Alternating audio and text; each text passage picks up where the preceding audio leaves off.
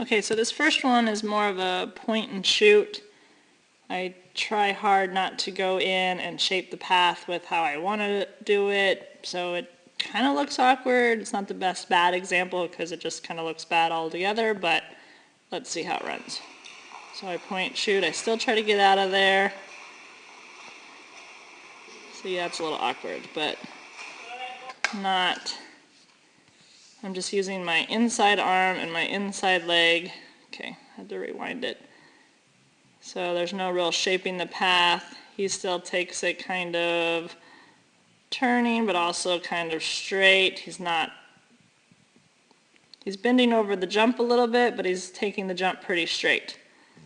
So again, I'm using my inside arm, inside leg. I'm still decelerating enough. He's just not reading it as nice as you're going to see in the other one. So inside arm, inside leg, and even here I'm already turning away, so that this one should be a little better. At least I'm already going in the next direction. And then the backside one, which isn't too bad either. Alright, so this is the same sequence, more of how I would handle it, pretty much exactly how I would handle it, getting in the path, showing my brake hand, my acceleration hand, and you should see that he takes the jump better, tighter, and at a better angle. Let's watch it in full view. It just definitely looks a lot smoother altogether. Alright, so let's analyze it. Back up here. Alright, so I release. My brake hand is already out. My right hand's my brake hand, my left hand is my accelerator. I'm in that jump a little bit, so he has to go around me first. My feet are already headed the direction of the next obstacle where I want him to come around to. I am swiping the jump clearly with both hands there a little. See, he's taking that jump much better of an angle, much tighter than before. So now I'm going to get into this path because now I'm up here to handle that arc, so I'm in that jump a little bit. Now my right hand is my accelerator, my left hand's my brake. My feet are headed back towards the next direction. I ended on my left foot, so you see how my left foot has my weight, and now I'm pushing off my left foot onto my right as my dog is taking the jump so that he accelerates around quickly. And I am now in better position to handle up here, where I pretty much do the same thing. I am nice and smooth with both hands, wrapping around the jump stanchion, and I'm already taking off before he even lands. Let's watch it one more time, real time, because he does a nice job. Nice and smooth.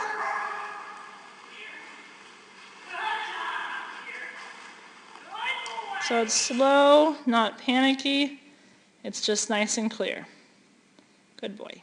Okay, so here's the first way that you could do a wrap. You see the camera is set up, dog, jump, jump, camera, nice straight line. And this is more of a stop and send. Like handler is not able to get super close to the second wrap jump, so they kind of have to send it a little more. So I'm running with, send. I can't help but get in a little bit of his path. Okay. Alright, so I wanted to be a little more parallel the jumps, but I obviously helped him more than I wanted to because I got a little bit too much in his path, which kind of shapes it. So not totally my point, but anyhow, I'm using the inside arm, inside leg. My feet are not telling him before he takes the jump what direction the next obstacle is. So he really doesn't know if I'm doing a shoulder pull yet or if I'm doing a front cross. So it's not as much information as if I am a little closer to the jump and my feet are headed the right direction. This is kind of like a puppy stanchion send. Okay, still good to have in the toolbox, but not as informative as the other one that we will see here. So I'm still veering away as he's landing and still getting a wrap. Okay, I moved the camera angle now, so it was the same two jumps, but you could see I moved him over a little bit so that when he comes down here, you should actually see him kind of go this way as opposed to the other one that we just watched, it was dog jump, jump.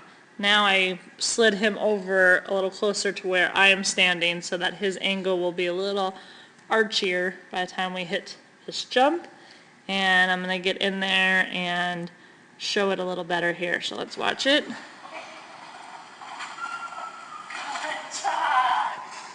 It might have been arcing a little too much, a little shaping the path too much, but for purposes of instruction, you kind of get the idea. So you'll see him not heading straight to the jump. He's thinking all about me when I release him.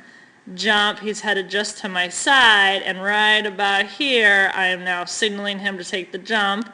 My feet are already telling him where the next obstacle is going to be. As he's taking the jump, I'm already pushing off and headed towards the right of the camera here so that he can land and accelerate out a little quicker than the kind of point and shoot wrap that I just showed on the other video.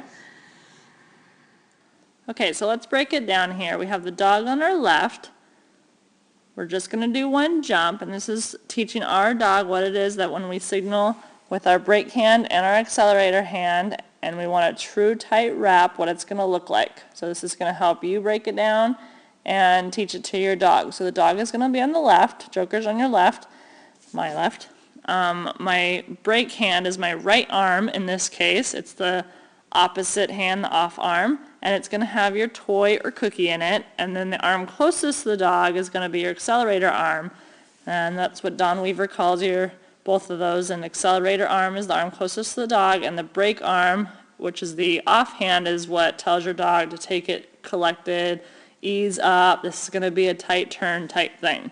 So you're going to signal that when your dog catches up to you and is about, in heel position, a stride or two before the jump, and you're going to show those cues, and we're going to watch it here in real motion, and then we'll break it down even more.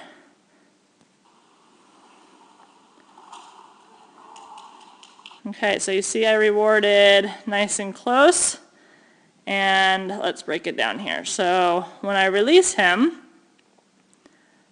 again, I'm showing him my brake arm is just above my accelerator arm. My inside hand is a nice straight, clearly saying to take the jump, when my off arm is saying take it easy, and I'm just holding my little udder, his toy, in that hand, but I'm kind of giving them the easy thing. Now, important, look at my feet. When I plant my right leg, remember this is a front cross, and a front cross always invites your dog to come into you.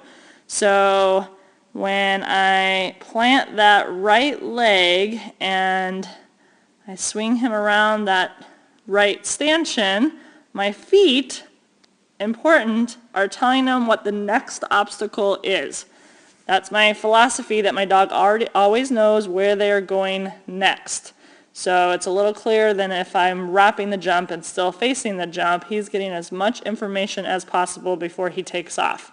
So my feet are going to the off screen here to the right. There should be a jump over there that I expect my dog to take. My left inside hand is telling him to continue on with the jump, when my right hand was telling him to take it easy. And my lower body is telling him where to go next. He should take the jump nice and tight, and I just will reward right there. So I'm not moving much at this point. Okay, so now I'm going to add a little bit of movement as I go into the jump, and a little bit of movement as he comes out of the jump so that he can accelerate even faster. So let's watch it in real time first.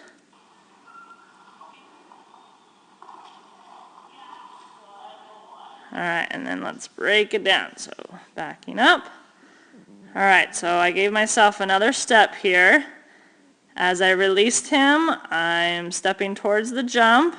Again, still having my brake hand a little bent, a little in his face of dude, ease up, as my left hand, being the accelerator hand, is nice and straight, very clear, swipes the jump, and I just kind of continue in a fluid, drawing the path, nice and clear type motion, as I'm kind of in his path, so I'm kind of in the middle of the jump, and he has to kind of go around me a little bit, and then now he should be taking that jump. I step back on my right foot, which because my feet are facing the direction of the next jump is kind of the inside leg.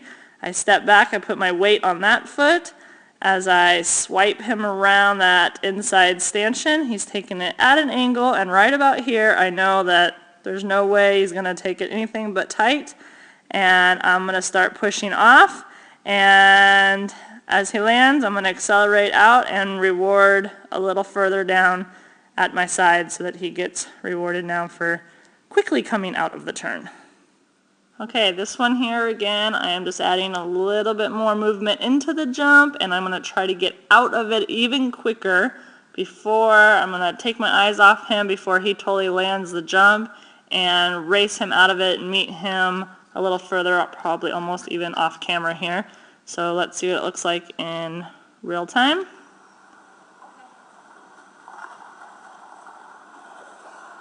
Alright, so let's break it up. So he's a little further back, and I move into position a little bit, taking a couple steps now. As I release him, I'm swiping against. Notice my arms, notice my legs, my feet, what direction. I plant that right foot as I put all my weight on there, and see I'm already shifting to push off before he's even over the jump. I know he's taking it the right direction. I know he's committed. Obviously, he's already going over it. I know he's going to take it nice and tight, and I am already taking off so that I could handle the next part of the course, so I could get down there. So my dog is wanting to quickly land and catch up to me as I am pushing off. And I am not really looking at him, but my hand is back. Clearly, I'm looking down at my right, telling him to come up on my right as I'm expecting him to, can't really tell, but I was looking down at him on my right, and my right arm was down, telling him he better come up on my right, and he better come there quickly. Alright, in these next two examples, I do what's called a reverse turn. It really looks like it starts off the same as the turns that we just did and that you just saw, but you're going to pick them up on the other side of you. So they're start off on your left, and they're going to actually end up on your left, unlike the other one, which you kind of do a front cross and they end up on the other side of you. This one is like in place of where you would do a shoulder pull. Some people call it a catchker, some people call it a backie-up into a blind cross.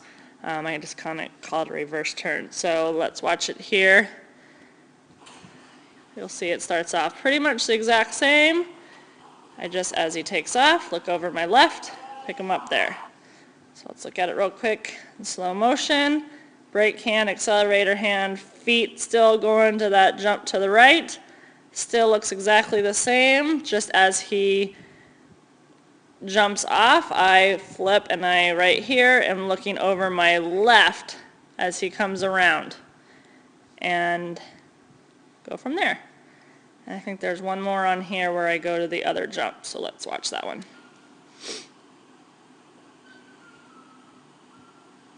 This one I should open up a little different direction as I was going back to that jump. Okay, so let's rewind that one. So as he approaches, still my brake, still my accelerator, still I'm inside the jump. So, but this time look at where my feet are turned compared to the last two. And I am pushing off my leg as I'm already flipping over to my left side. I'm headed to that next jump. I am not in his path at all, which would be like right here. As he comes wrapping around, he is automatically on my left. So I'm not in his path at all on any of these turns, and I just look over on my left and he knows exactly where he's supposed to be.